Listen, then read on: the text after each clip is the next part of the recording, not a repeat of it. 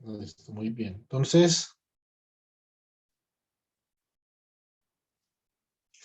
la teoría de Landau, digamos que no voy a recorrer todo el esquema de la teoría de Landau, entonces voy a citar un libro, entonces se llama Piers Coleman,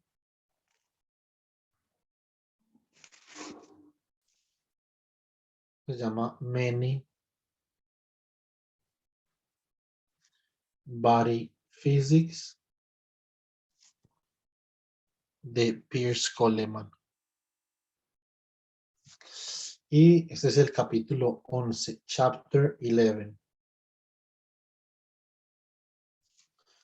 Chapter 11. Y esto es Phase Transitions and Broken Symmetry.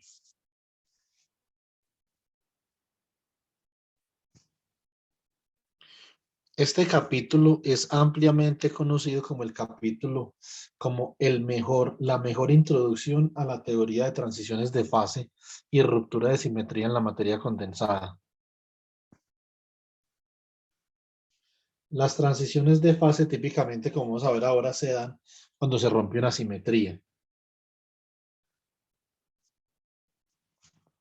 Cierto, bueno, muy bien. Entonces, básicamente que lo que yo quiero exponer es lo siguiente. Yo quiero exponer que Landau, entonces Lev Landau, un físico judeo-ruso, entonces que escribió unos libros malísimos de física, pero esta teoría es bastante interesante. Entonces propuso una forma para escribir la energía libre para un sistema físico como un funcional, ¿cierto? De un campo sí, ¿sí o no? Entonces, esto en el libro está como R medios por sí al cuadrado, más sin embargo, sí puede ser complejo, ¿cierto? Más U cuartos por sí a la 4. Entonces, la energía libre es una cantidad termodinámica que me indica cómo está organizado el sistema. Es una cantidad termodinámica que también me puede indicar cuáles son las simetrías del sistema y si hay un rompimiento de simetría o no. Bueno, muy bien. Entonces, a partir de esta energía libre, lo que nosotros vamos a querer hacer es que queremos definir la energía libre.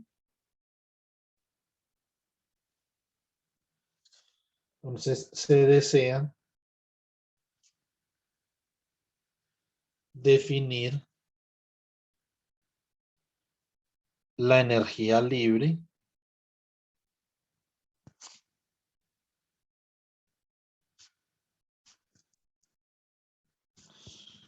para el caso particular del ferromagnetismo, ¿cierto?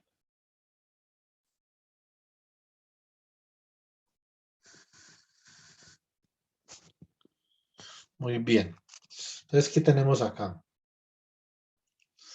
Acá vamos a tener que para el caso del ferromagnetismo, entonces nosotros tenemos este parámetro, sí, en esta teoría de Landau, sí se conoce como parámetro de orden. Esto es un order parameter.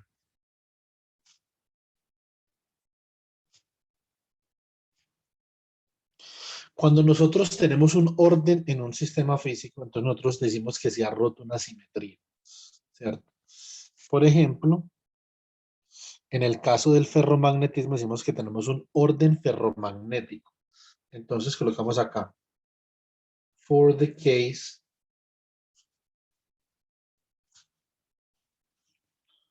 of ferromagnetism,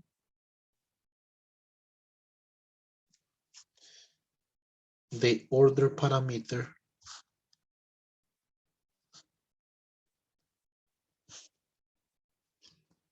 is the magnetization.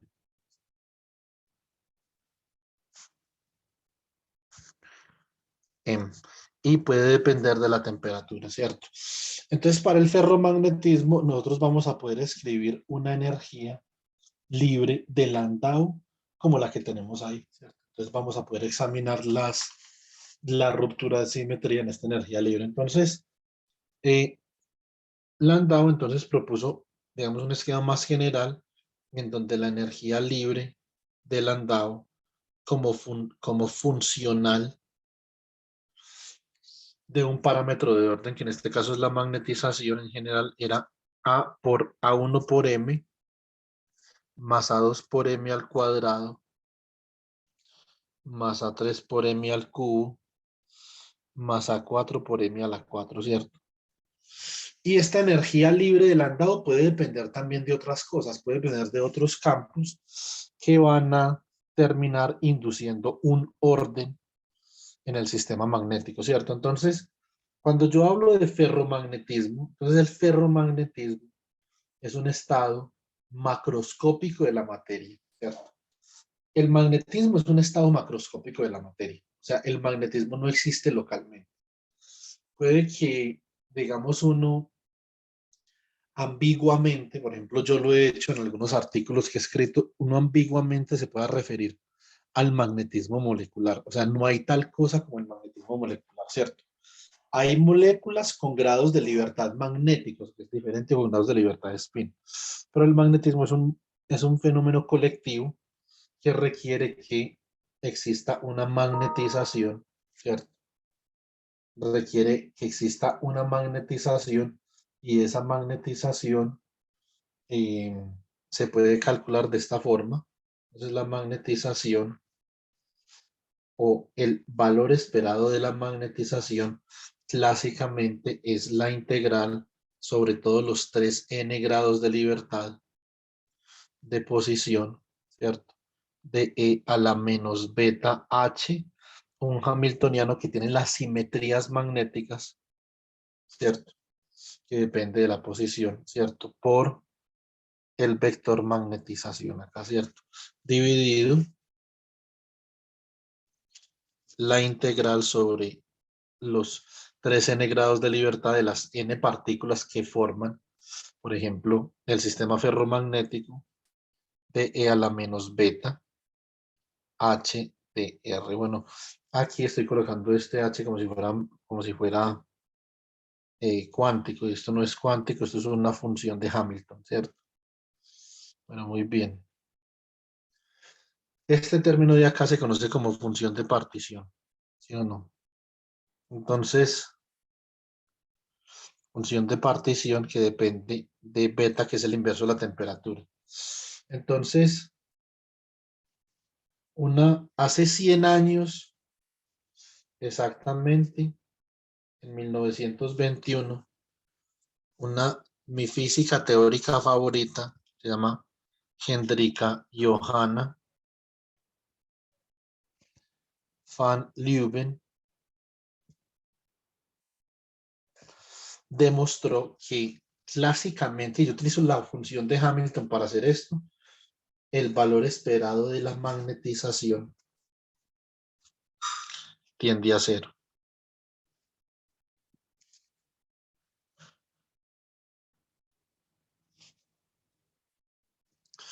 ¿Cierto? Eh, ¿Sí o no? Entonces, bueno, muy bien. Eh, entonces, ahora, para nosotros poder entender la magnetización desde una perspectiva microscópica, entonces no podemos utilizar este esquema clásico para entender la magnetización, sino que en mecánica cuántica,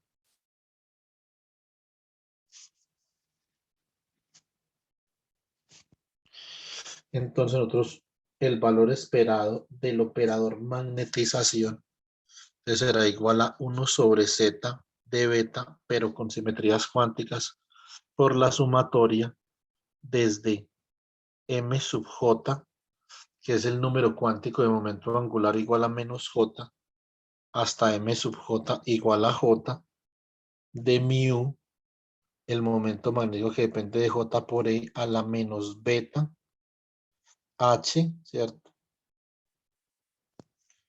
No, ya esto no sería h, sino que esto sería acá e de j, ¿cierto? Entonces, bajo este esquema cuántico, esto ya es diferente de cero, ¿sí o no? Bueno, muy bien.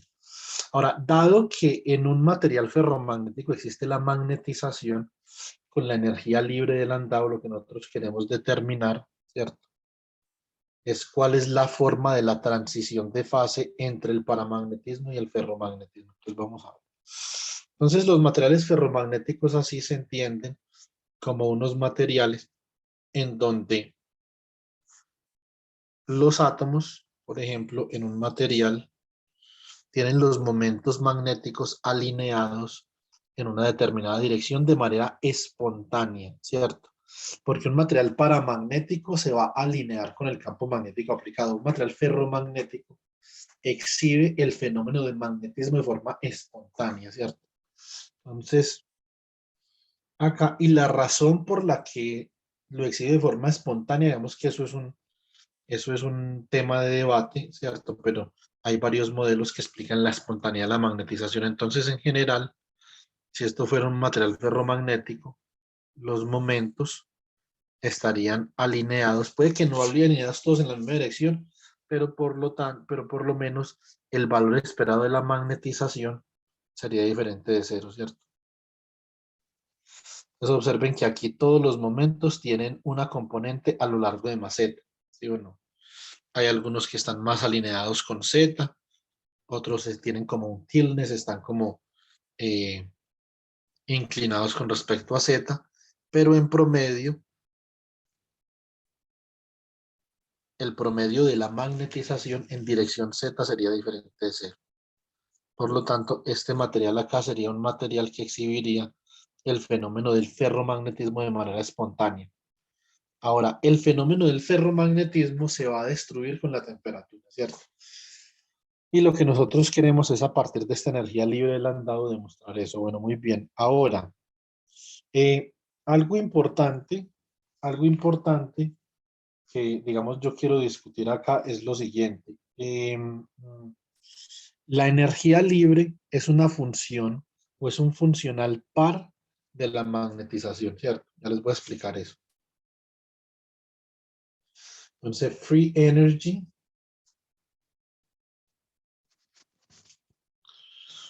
is an even functional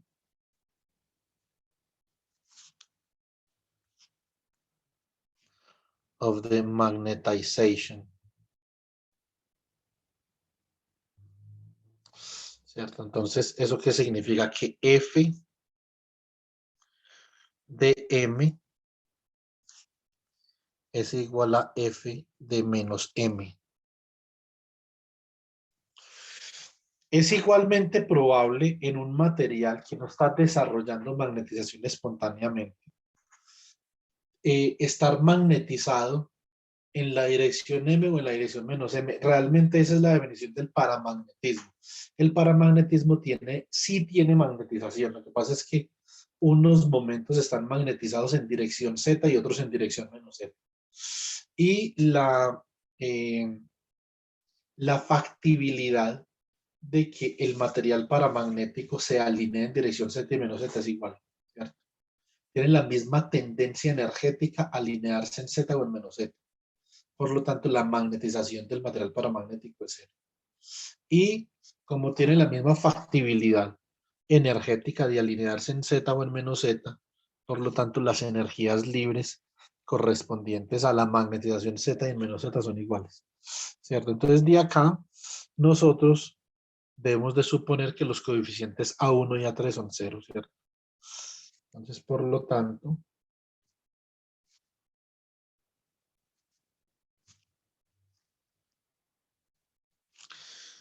entonces,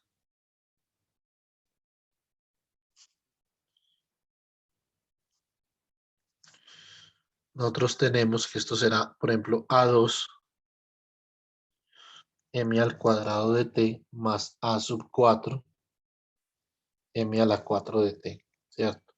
Y entonces Landau escoge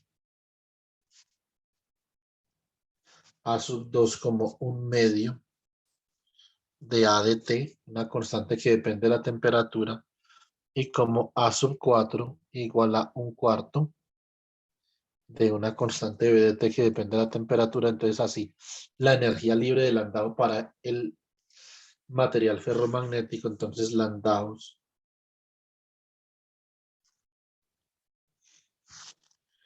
free energy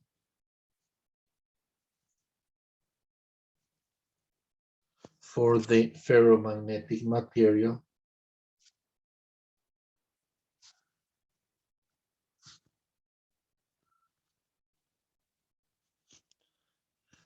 ¿cierto? Entonces sería F Landau dm. Entonces esto es igual a un medio de este parámetro A que depende de la temperatura por la magnetización al cuadrado más un cuarto por este parámetro B que depende de la temperatura por la magnetización a la 4. ¿Cierto? Bueno, muy bien. Entonces, los mínimos, ¿cómo sé yo, por ejemplo, una vez yo conozco la energía libre de un sistema físico, cómo sé yo ese sistema físico, cómo tiende a configurarse? Entonces, un sistema físico puede configurar de varias formas. O sea, ¿por qué, por ejemplo, un átomo tiene simetría esférica y no un átomo es un cubo? ¿Sí o no? ¿Por qué la sal, el cloruro de sodio es un cubo y no es un rombo? ¿Por qué las esmeraldas son hexágonos de cromo y hierro y no son espirales? ¿Cierto? Entonces hay una razón, hay una relación entre geometría y física que es muy importante y tiene que ver con que la naturaleza privilegia la ocurrencia espontánea o la realización espontánea de sistemas físicos de mínima energía, ¿cierto? Por lo tanto, lo que se hace es que nosotros queremos saber cuál es el mínimo de esta energía libre, ¿cierto? Entonces, extremization of F sub L of M. Básicamente yo lo que tengo que hacer es hallar la variación, ¿cierto? Variación de F sub L de M con respecto a M. Y entonces esto cómo quedaría. Esto quedaría como A de T, ¿cierto? Esto es A de T por M más B de T por M al Q. Y entonces yo quiero que esto sea cero, ¿cierto? Bueno, muy bien. Entonces, acá tú vas a poder hallar unos mínimos. Vamos a analizar una cuestión acá. Listo. Entonces, en este caso particular, yo voy a tener lo siguiente. Entonces, factorizo M, que depende de la temperatura, y me queda como A de T más B de T M al cuadrado, igual a cero, ¿cierto? Bueno, fantástico.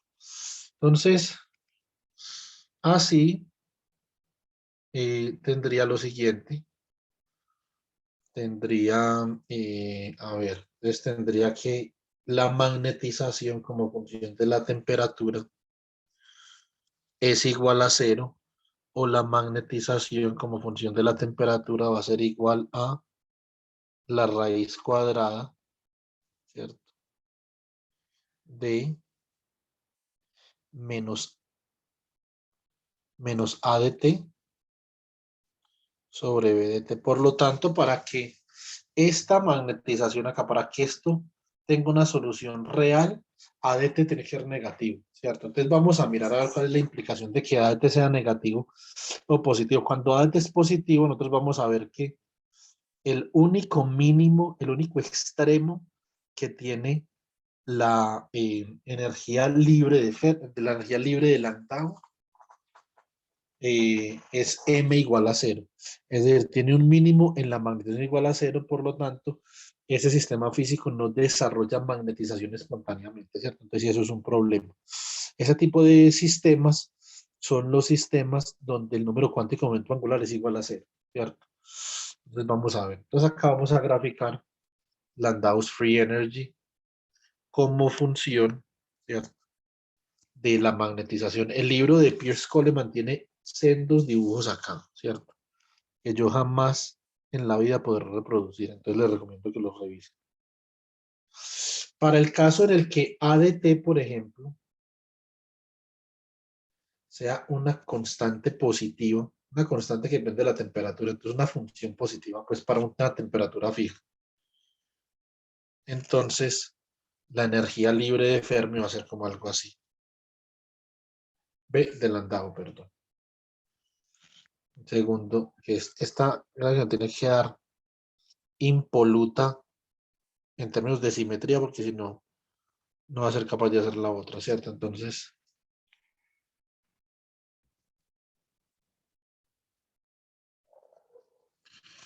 como algo así, ¿cierto? Bueno, muy bien. Sería el comportamiento para A de t igual a cero y observen que tiene un extremo en m igual a cero, ¿cierto?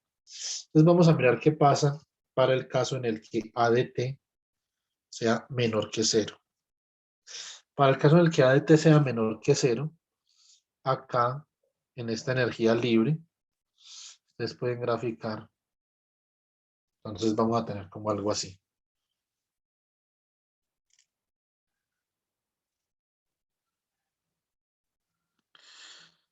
Acá vamos a tener un mínimo. Acá otro mínimo.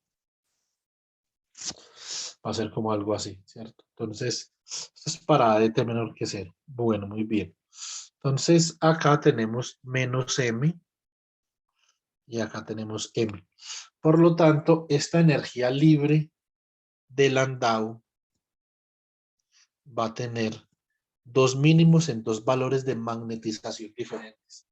Este tipo de sistemas físicos son susceptibles de tener una transición de fase de paramagnético a ferromagnético, más sin embargo, se necesita, digamos, un campo magnético para poder que el sistema físico escoja uno de estos dos mínimos, ¿cierto? Porque ahí los dos mínimos son igualmente probables. Es igualmente probable que que el sistema esté magnetizado en dirección Z o en dirección menos Z y el promedio es cero, ¿cierto? Entonces, esto es importante. Bueno, muy bien.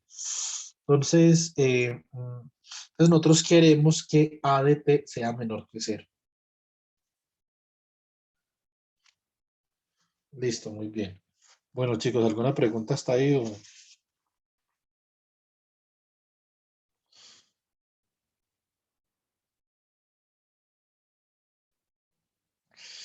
Listo. Bueno, muy bien. Eh,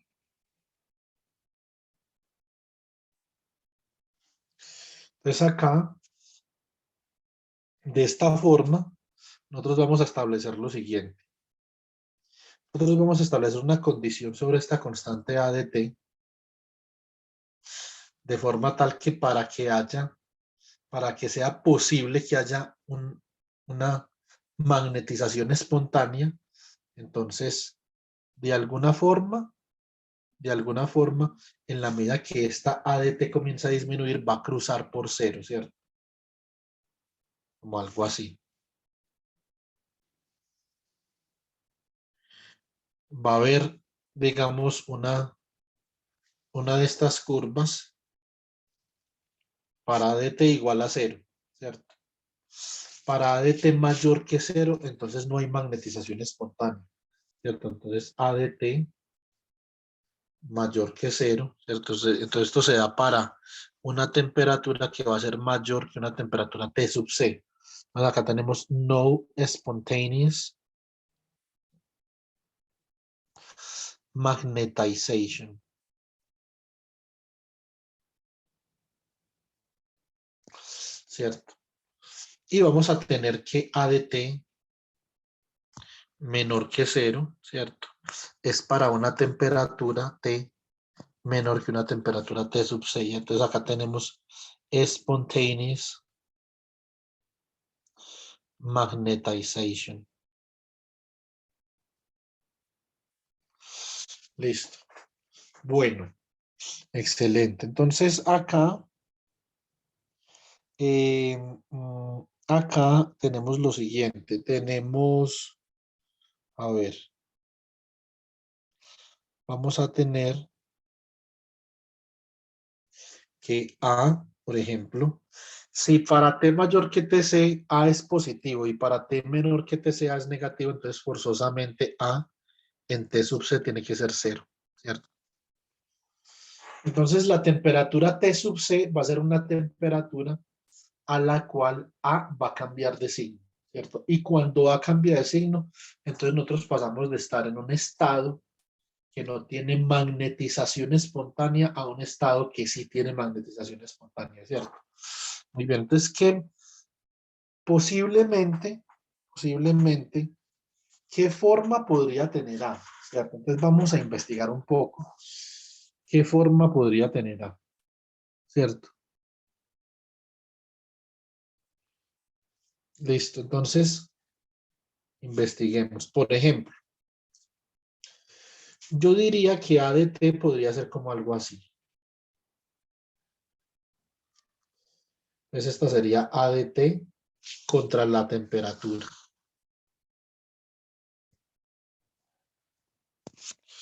¿Cierto? Entonces acá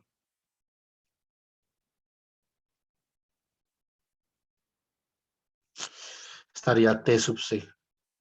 Entonces, para una temperatura mayor que T sub C, pues, por ejemplo, A de T podría ser como algo así, ¿cierto? Y acá cruza y para una temperatura menor que T sub 0, digamos algo así.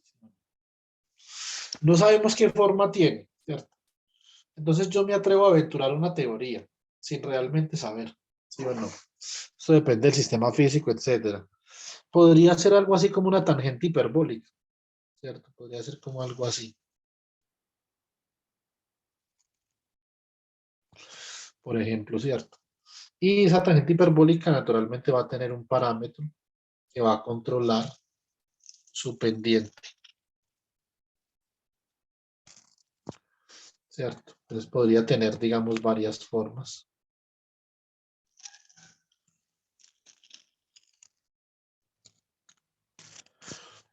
¿Sí o no? Entonces, esta posiblemente sería una forma para ADT, como ADT igual a A por la tangente hiperbólica de T menos TC sobre un parámetro, por ejemplo, no sé, sobre gamma, por ejemplo, ¿cierto? Bueno, sobre gamma no.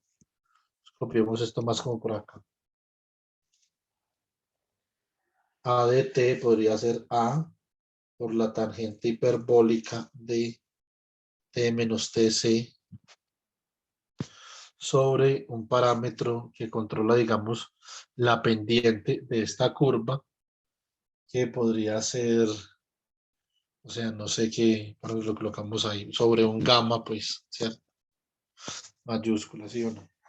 Entonces, esta es una forma en la que ADT satisface esta condición para que haya una magnetización espontánea, ¿cierto?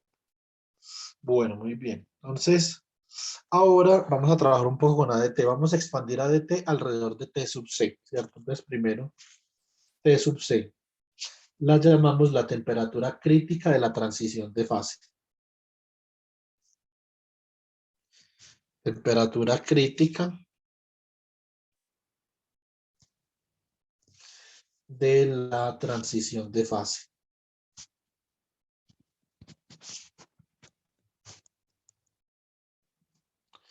¿Cierto?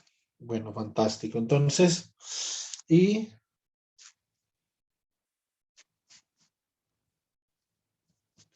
ADT, entonces si la expandimos a primer orden alrededor de T sub C, nos queda que esto es ADT sub C más A' evaluado en T sub C que multiplica T menos T sub C. Esto sería como una serie de Taylor, pero nosotros ya sabemos que A evaluado en T sub C es igual a 0, ¿cierto? Bueno, muy bien. Entonces, de acá, nosotros simplemente podemos decir que vamos a aproximar a la función ADT, ¿cierto? Como A' en TC, ¿cierto? Que multiplica T menos TC, ¿cierto? Entonces, esta es simplemente una forma aproximada que nosotros vamos a plantear para este coeficiente de la energía libre de Landau ADT. Si nosotros, por ejemplo, si nosotros examináramos esta curva de acá un poco más. Entonces podríamos determinar lo siguiente. Observen, por ejemplo, que la pendiente, nosotros trazamos una pendiente, por ejemplo, acá esta curva, es una pendiente positiva y eso nunca va a cambiar para la tangente hiperbólica. La tangente hiperbólica, por ejemplo, es una función regular de derivada siempre positiva para cualquier valor de t. ¿Sí o no? Entonces, nosotros podemos aquí afirmar que este término a' de t sub c es mayor que 0. Esto va a ser importante, ¿sí o no? Bueno, muy bien. Entonces acá, ¿qué tenemos? Tenemos cuando extremizamos el funcional, eso obtuvimos que la magnetización como función de la temperatura, entonces esto era más o menos. Entonces acá, a ver, esto era menos A de t sobre B de t a la 1 medio. Entonces esto era más o menos. Acá me queda menos A' evaluada en t sub c sobre B de t, ¿cierto? Que multiplica a t menos t sub c a la 1 medio. O sea que esto sería igual a este menos se va con este menos y esto queda como más o menos la raíz de A' de t sub c sobre B de t por t sub c menos t a la 1 medio, ¿cierto? Muy bien. Esto sería la magnetización, ¿cierto? Entonces la magnetización quedaría de esta forma. Bueno, entonces ahora vamos a expresar lo siguiente. La magnetización, por lo tanto, es un parámetro de orden de la transición de fase que va a ser proporcional a t sub c menos t a la beta para beta igual a 1 medio. Estos coeficientes, esos alfa, beta, gamas que aparecen en estos capítulos de transiciones de fase son muy importantes, dan coeficientes críticos, ¿cierto? Digamos que no nos da el tiempo como para discutir esto con algún grado de profundidad, pero pues después lo podemos hacer. Ahora, a partir de la energía libre de Helmholtz, también podemos hacer otra, de Landau, entonces también podemos calcular la capacidad calorífica del material ferromagnético, ¿cierto? Porque acá, heat capacity of a ferromagnet.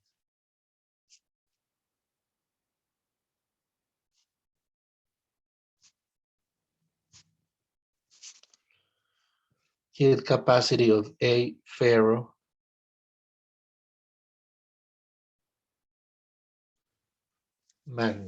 ¿cierto? Entonces, acá, básicamente que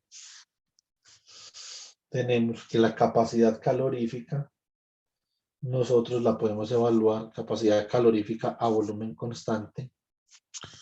Esto es igual a menos la temperatura por la segunda derivada de la energía libre con respecto a la temperatura. La energía libre es un funcional, pero es un funcional de M, no de T, ¿cierto? De T sería una función, ¿sí o no? Entonces, T, en la energía libre mapea un conjunto de valores de temperatura en un conjunto de números, ¿sí o no? Entonces ya si es con respecto a M, que es una función de T, eso es otra cosa. Entonces, ¿qué es lo que queremos hacer acá? Entonces vamos a hacer una cosa. A ver, yo pienso algo. Podemos evaluar,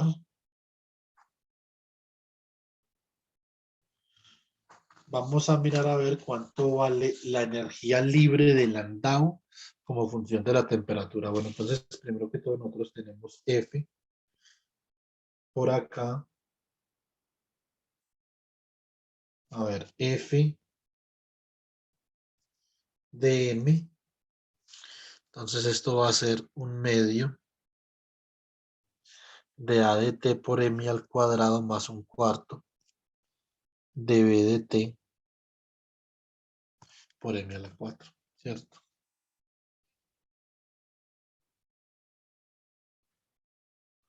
Bueno, muy bien. Entonces acá podemos reemplazar todo lo que nosotros sabemos. Entonces, ¿qué sabemos nosotros? Sabemos cuánto vale la magnetización, ¿cierto? Entonces reemplazamos la magnetización, que queda al cuadrado, o sea que esto es un medio de a de t por la magnetización al cuadrado, ¿cierto? Y la magnetización al cuadrado sería, entonces, a ver, esto sería a' evaluado en t sub c sobre b de t, ¿cierto? Por t sub c menos t. ¿Sí o sí? Bueno, muy bien. Por t sub c menos t. Y acá entonces me queda más un cuarto por b de t por esto a la 4. Entonces, ¿cómo queda esto? Esto quedaría como a' de t sub c sobre b de t al cuadrado, y acá entonces quedaría tc menos t al cuadrado, ¿sí o no?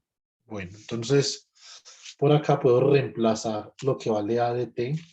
Entonces esto me va a quedar un medio, ¿cierto? Acá me queda a' de t sub c que multiplica t menos tc.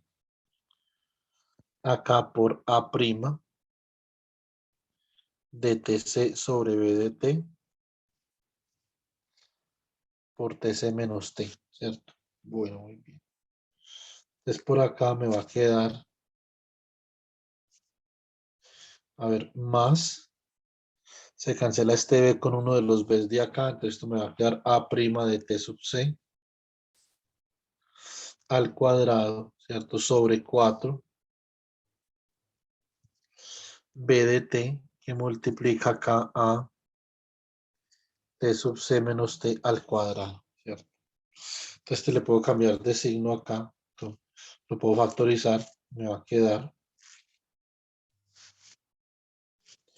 menos a' de t sub c al cuadrado, ¿cierto? Sobre 2b de t que multiplica a t sub c menos t al cuadrado, ¿cierto? Más a' de t sub c al cuadrado sobre 4b de t que multiplica tc menos t al cuadrado, y esto simplemente nos va a dar lo siguiente. Esto queda como menos a' de t sub c al cuadrado sobre 2b de t, y acá entonces factorizo t sub c, entonces me queda t sub c al cuadrado factor de 1 menos t sobre t sub c al cuadrado. Bueno, muy bien. Entonces esta es la energía libre de ejemplos, que como nosotros vemos va a ser 0 en t igual a t sub c, ¿cierto? Entonces exactamente donde ocurre la transición de fase. Ahora, entonces, para calcular el calor específico, lo que tenemos que hacer, según esta expresión de acá, es derivar esa función una vez y dos veces con respecto a la temperatura, ¿cierto? Bueno, muy bien. Entonces, volvamos acá ahora, derivada de F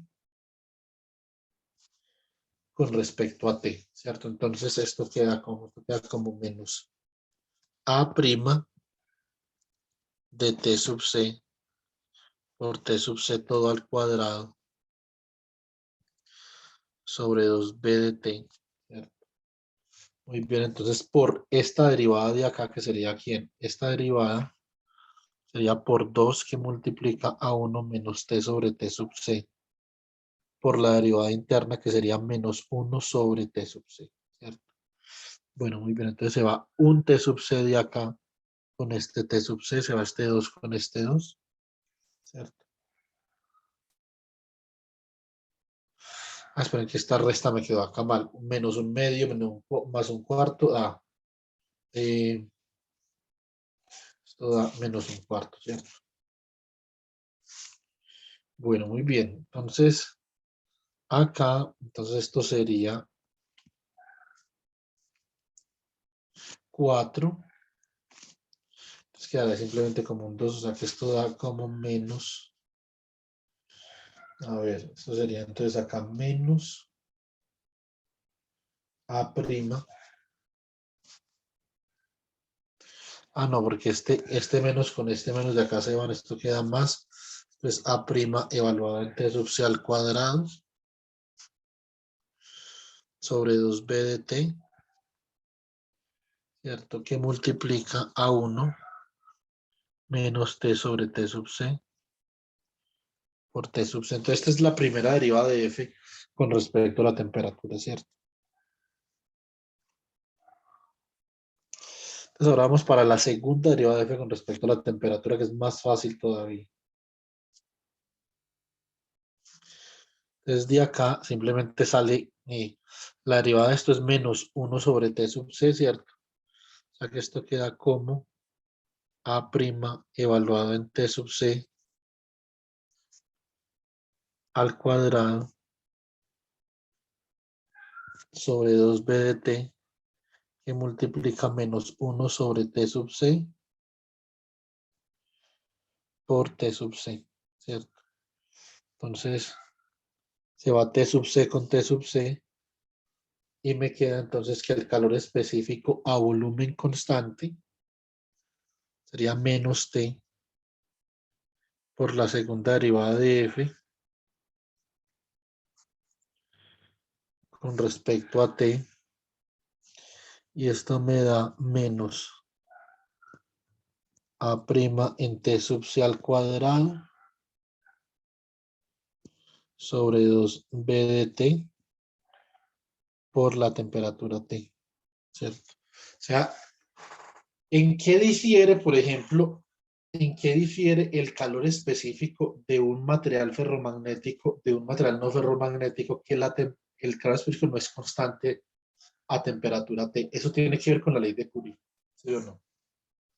¿Cierto? Que con la susceptibilidad, si uno grafica una sobre la susceptibilidad magnética, es una línea recta, ¿cierto? Entonces, para un material magnético, como función de la temperatura, si no es magnético, es una constante. Eso significa que con la temperatura eso no cambia. Y eso también está muy relacionado con el calor específico, porque el calor específico, chicos, resulta que es otro parámetro de orden. Donde cambia el calor específico, también nos está diciendo que hay un cambio de fase en el material. ¿Sí o no? Entonces, ahora, a ver qué más podría hacer yo con esta parte de acá. Entonces, podemos, por ejemplo, eh, calcular la energía libre de Landau cuando tenemos un campo magnético aplicado a una inducción magnética, ¿cierto? Entonces, Landau's free energy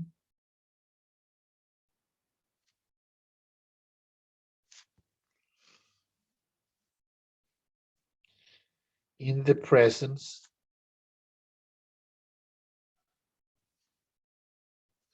of a magnetic induction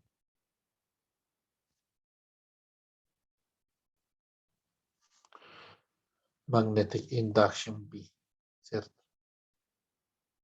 Bueno, muy bien.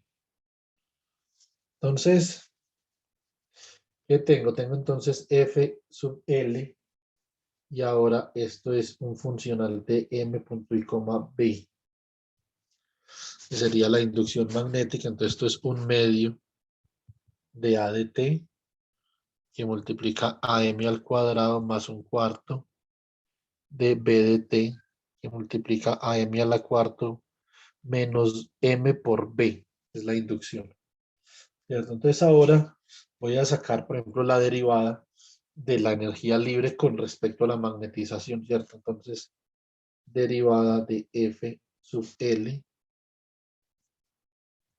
con respecto a la magnetización.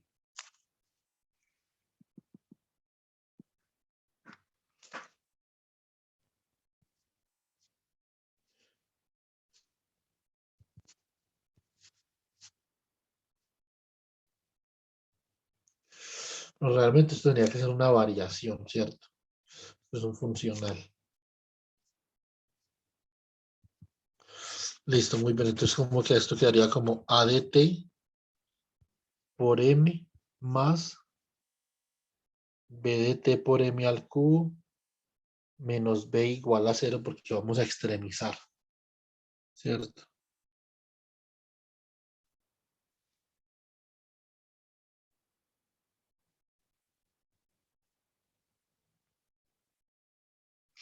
Listo, muy bien. Entonces,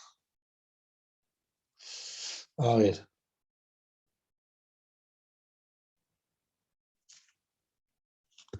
acá, de acá, entonces yo puedo escribir la inducción magnética de acá, entonces como una función de la magnetización, entonces digo que esto es A de t por m más b de t por m al cubo. Voy a hacer lo siguiente, voy a derivar la inducción magnética como función de la magnetización con respecto a la magnetización, o sea que esto me queda como A de t más 3 por b de t por m al cuadrado, ¿cierto? Y entonces si utilizo la recíproca, entonces la derivada inversa, entonces me queda que la derivada de m con respecto a la inducción magnética, entonces esto queda como 1 sobre A de t más 3 por b de t por m al cuadrado, ¿cierto? Ahora, ¿por qué es importante este cálculo? Yo quisiera saber, hay una cosa que yo quisiera saber de un material ferromagnético y es la siguiente. ¿Cómo cambia la magnetización cuando yo aplico un campo magnético? ¿Cierto? Se llama susceptibilidad magnética. ¿Qué tan sensible es el material ferromagnético a un campo magnético? ¿Qué tanto se puede magnetizar, demagnetizar o remagnetizar un material cuando yo aplico, digamos, un campo magnético externo, por ejemplo? Entonces, ese, digamos, eso es un punto bastante importante que uno tiene que tener en cuenta. Entonces, eso se llama la susceptibilidad magnética, ¿cierto? Entonces, y nosotros ya la semana entrante que comenzamos de lleno con un esquema de teoría cuántica de muchos cuerpos, comenzando con la interacción de Heisenberg, también vamos a calcular algo que se llama la susceptibilidad dinámica magnética. Dynamic Magnetic Susceptibility, ¿cierto? Entonces, esta es estática en el tiempo, pero también la podemos calcular dinámica con la función de Green de Matsubara y a partir de ahí también podemos hallar la ley de Curie, como vamos a ver acá, ¿cierto? Entonces, ahora, la susceptibilidad magnética, nosotros colocamos acá Magnetic Susceptibility.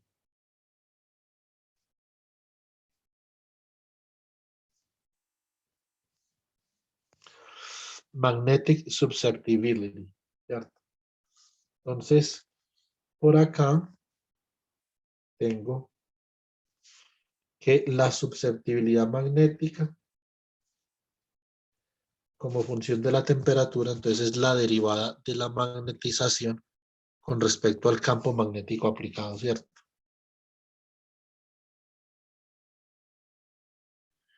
Que es H, pero H es B sobre mu sub 0, ¿cierto? O sea que esto queda como mu sub 0 por la derivada de M con respecto a B. Esto ya lo tengo, o sea, esto me queda como mu sub 0 sobre A de T más 3 veces B de T por la magnetización al cuadrado. Bueno, muy bien. Entonces, acá yo puedo saber cómo depende la susceptibilidad de la temperatura muy fácilmente, ¿cierto? Y esto es lo que me va a dar la ley de Curie. Digamos, ese es el objetivo. Nosotros ya habíamos llegado, por ejemplo, ya habíamos llegado a la ley de Curie.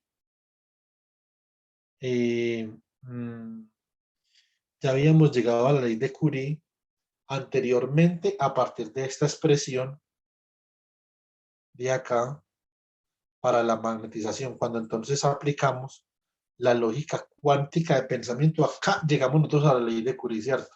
Eso fue hace por ahí unas 3, 4, sí, por ahí unas 4 clases, ¿cierto? Entonces, pero yo quiero demostrar que también por aquí, por este enfoque, sencillo y fenomenológico del andado, también llegamos a la ley de Curie, ¿cierto? Muy bien, entonces acá, ¿qué hacemos? Reemplazamos para T menor que T sub C, entonces vamos a reemplazar quién es A de T. Entonces A de T queda como A' en T sub C que multiplica T menos TC, ¿cierto? Entonces más 3 por B de T. ¿Y quién es la magnetización al cuadrado? La magnetización al cuadrado entonces sería A' de T sub C sobre B de T que multiplica T sub C menos T. Muy bien, entonces esto queda como mu sub 0. Este B se va con este B de acá, entonces esto me va a quedar menos A' de T sub C, cambio este signo de acá, me queda T sub C menos T, y acá me va a quedar más 3 por A' de T sub C por T sub C menos T. Entonces, 3A' menos A' es 2A', y entonces de acá yo obtengo que la susceptibilidad magnética como función de la temperatura, esto es igual a mu sub 0 sobre 2A' de T sub C que multiplica a T sub C menos T, ¿cierto? Y de aquí, entonces yo puedo decir que la susceptibilidad magnética como función de T es proporcional a T sub C menos T a la gamma, ¿cierto? Donde gamma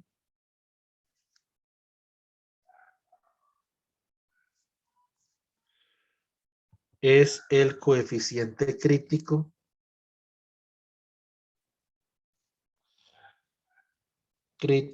de la transición de fase.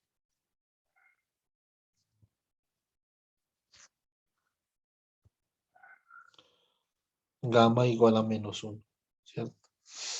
El hecho de que este hecho que yo tengo acá de que la susceptibilidad magnética sea inversamente proporcional a la temperatura, esto se conoce como la ley de Curie.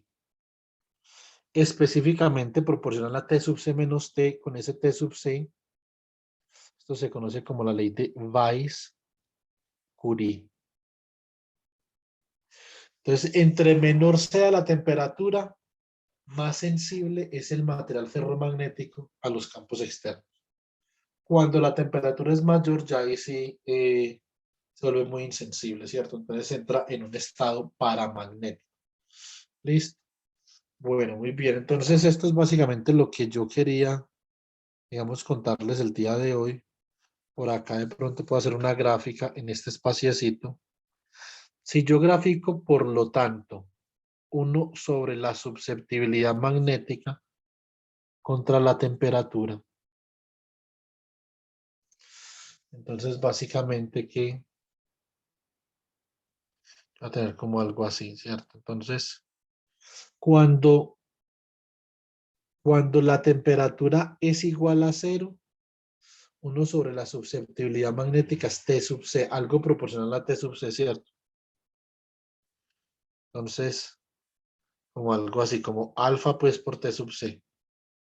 O la constante de Curie puede ser, o la constante de Curie inversa, pues, ¿cierto? Entonces, y esto es una línea recta. ¿Cómo sé yo, por ejemplo, si un material es ferromagnético o no? Yo puedo experimentalmente determinar la susceptibilidad a diferentes temperaturas, ¿sí o no? Y grafico la susceptibilidad. Si la susceptibilidad, por ejemplo, me viene a dar 1 sobre la susceptibilidad es una línea recta, entonces es un material ferromagnético, ¿cierto?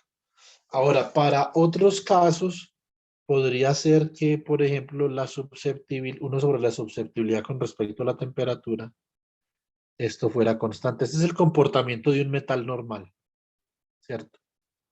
El comportamiento de un metal ferromagnético es que 1 sobre la susceptibilidad como función de la temperatura es una línea recta. Bueno, chicos, entonces Esto es lo que yo les quería contar sobre la ley de Curie. A los que son invitados de electrodinámica, que en este momento son la mayoría porque ya del curso de teoría del magnetismo varios no pudieron asistir, y también está Mafe y Andrés, pero tampoco pudieron asistir. Esteban tiene migraña y Valentina le cayó el internet. Entonces, Joan Alexis está en un torneo de baloncesto, no sé qué vainas, y Juan Camilo no sé dónde está. Entonces, básicamente que en gran parte estamos acá los de electrodinámica clásica 2. Eh, pues esto es básicamente lo que yo quería, digamos, contarles también sobre el fenómeno del magnetismo. Hay una relación entre ese tipo de fenómenos de ordenamiento, como son fenómenos termodinámicos, hay una relación eh, inseparable, hay una relación inseparable entre la temperatura y el orden, ¿cierto? Entonces, nosotros desde esto es muy clásico lo que yo estoy haciendo acá, simplemente estoy definiendo una energía libre, que es una cantidad termodinámica, la derivo y calculo cosas a partir de esa energía libre, ¿cierto? Entonces, yo diría que hasta acá esto es lo máximo que uno puede hacer con electrodinámica clásica o con el conocimiento clásico dentro de un curso de electrodinámica, ¿cierto? Ya de acá para arriba, para uno describir el magnetismo, ni siquiera lo que uno aprende en mecánica cuántica uno. De pronto le da a uno para calcular esta magnetización, ¿cierto? De acá, ¿sí o no? Pero no da para nada más, absolutamente nada más, ¿cierto? Entonces, eh, listo, chicos. Entonces, básicamente, lo que les quería contar al respecto. Eh, mm, Oscar, hazme un favor. Puedes tomar, o para tomar esto como, digamos, una recuperación de clase realmente. Entonces, puede tomar la asistencia y la manda al grupo, por favor. Listo, profe, ya la mató.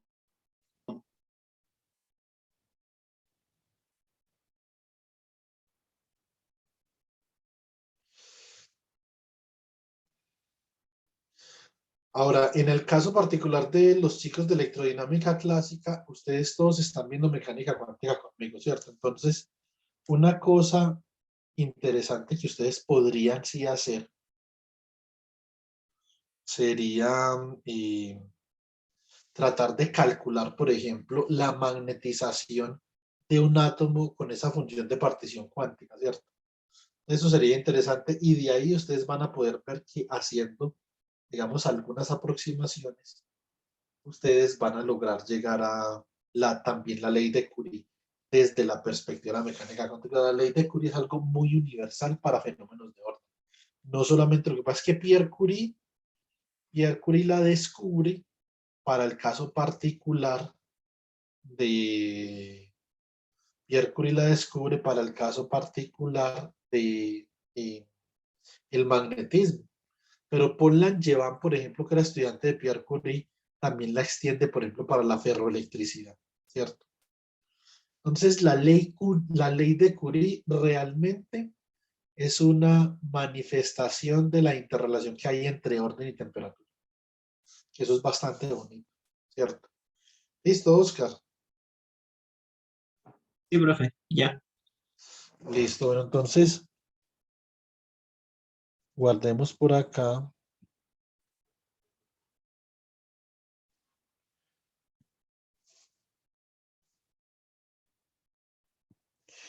Entonces coloquemos acá Curie Law o Landau Energy en Curie Law.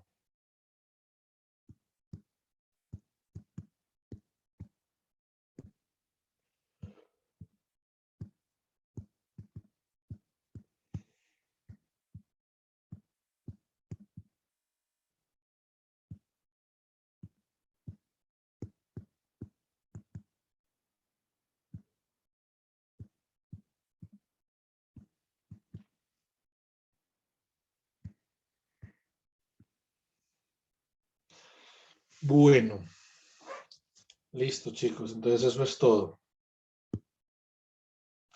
Y para electrodinámica, digamos, esto es ya, hasta aquí nos trajo la parte de magnetización ya el lunes. Entonces, el lunes vamos a comenzar con el tema de potenciales retardados y ondas electromagnéticas, listo. Entonces, hasta llegar a las ecuaciones de